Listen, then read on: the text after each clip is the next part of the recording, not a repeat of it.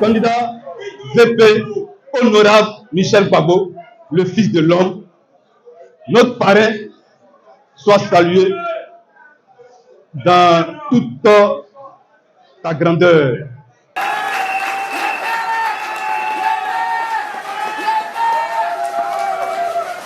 Oui, il est le fils de l'homme.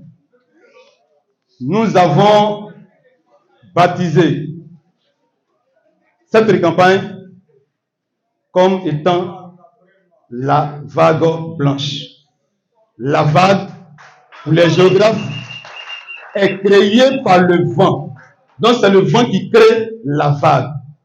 Or, nous ici, nous représentons cette vague et le vent représente ici le président Laurent Gbagbo. Assalamu alaikum. La politique tordue nous en met en place.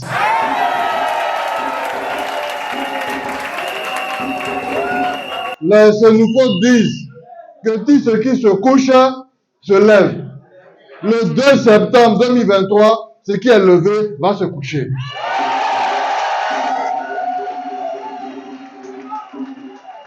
Et ce qui est couché va se... C'est dans ça on est. Sangaré nous disait, si on vous insulte à cause de Gbagbo, dites je suis fier de ça. Insultez-moi encore, c'est ça qui est bon même. Quand vous m'insultez à cause de Gbagbo, mon corps fait... Militant, un jour, militant, toujours. On ne trahit pas Gbagbo. On ne trahit pas. On ne trahit pas.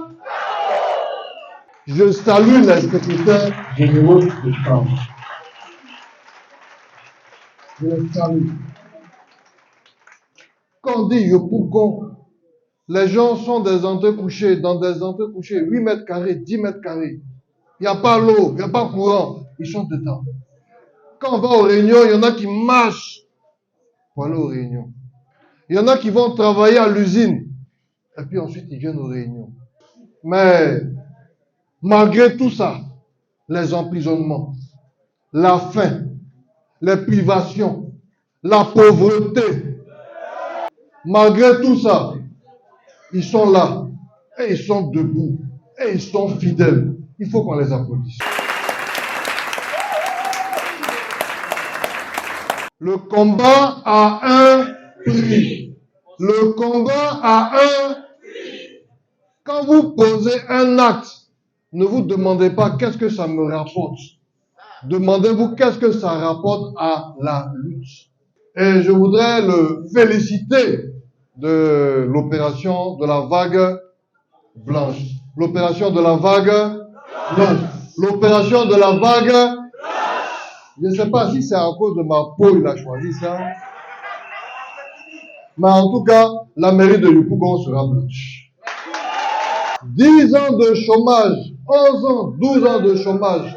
Des diplômés qui n'ont pas de travail. Des associations qui n'ont pas de subventions.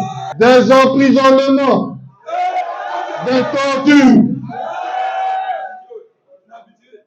Mais nous avons le cœur blanc.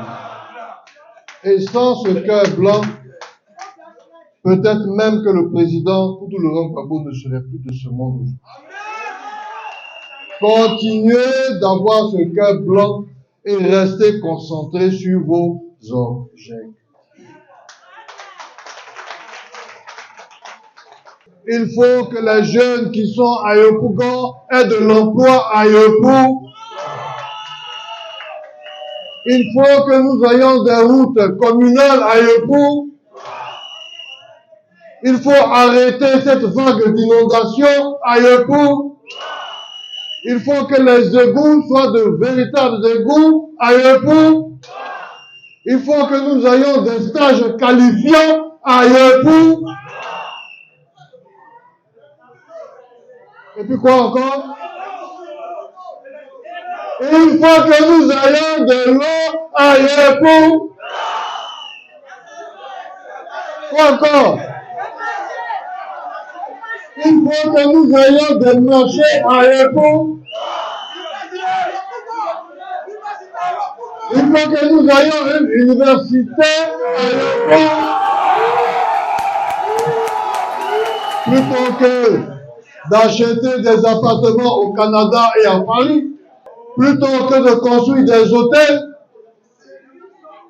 plutôt que de construire des piscines, plutôt que d'acheter des villas à la Riviera 5 et 6, avec l'argent de Yopougon, et ils pensent que nous on ne sait pas et qu'on ne voit pas, mais ils oublient que c'est par politesse, c'est par bonne éducation qu'on ne parle pas. Nous allons faire en sorte que cet argent de Yopougon soit utilisé ici à Yopougon. On va aller haut.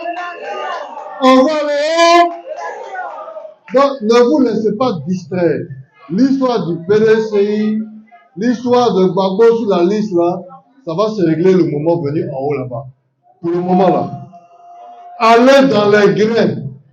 Allez dans les marchés. Allez sur les terrains de foot, de handball. Allez même dans les bars, dans les maquis. Allez dans les quartiers. Faites votre travail.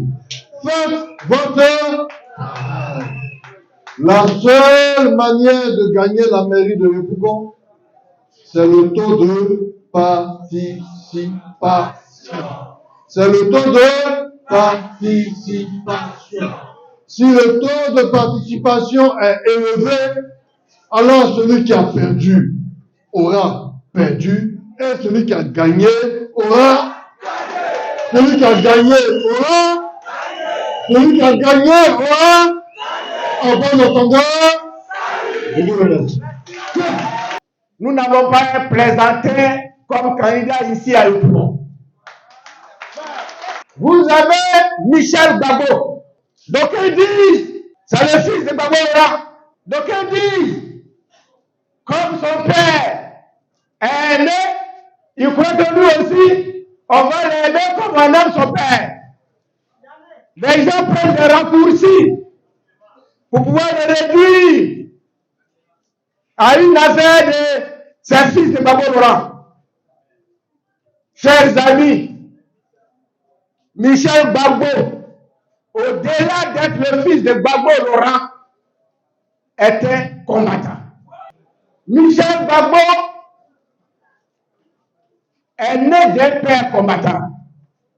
Mais je parle aux vieux, aux vieilles qui sont là. Est-ce que c'est tous les enfants qui sont nés d'un père combattant qui font le combat? Est-ce que c'est tous les enfants qui sont descendants d'un père combattant qui font le combat de leur père? Michel est né d'un père combattant. Il aurait dû rester à la maison pour regarder de loin son père au combat. Il aurait dû se contenter de faire ses études et puis chercher à travailler.